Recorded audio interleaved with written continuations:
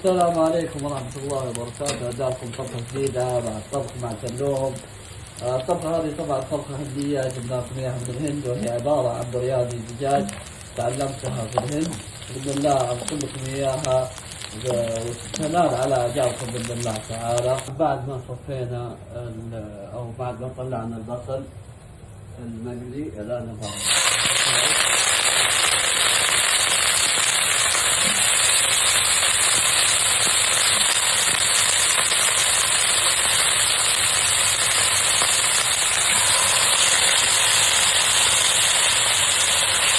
طيب. الآن أنا حسيت إني لازم أضيف عنصر. طبعا أضيف شوية،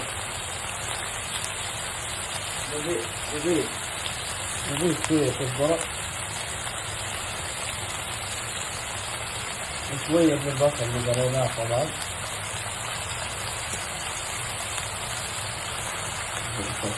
أنا ما أضيف الفلفل الأخضر وهذا الثوم هذا هنا.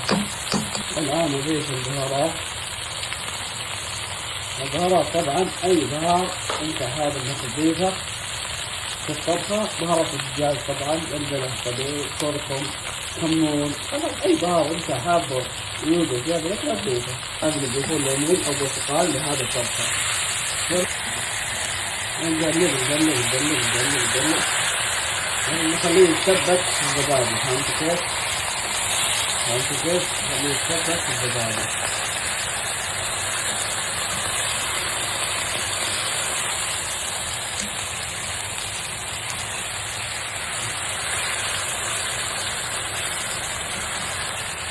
الرز استوى معي نص السواء، بشخله وبحطه فوق الدجاج ويلا بينا. بالله الآن نحط الرز على الدجاج. ما شاء الله حبات الرز بناته يا اخوان.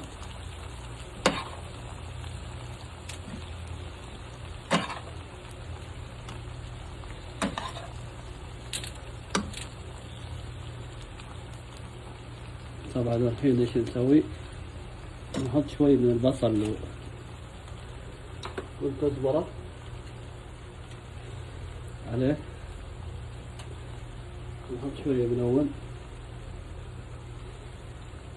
ونرجع نضيف الرز. بسم الله.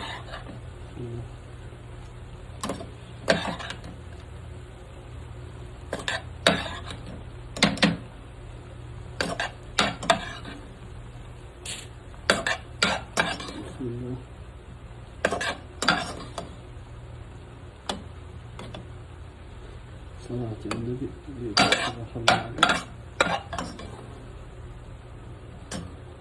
نضيف الملون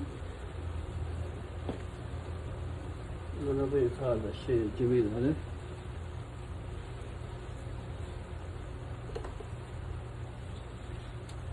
ونقفل عليه كذا. انتهت طبختنا وهذا شكلها، والحين بضويكم التقديم ان شاء الله.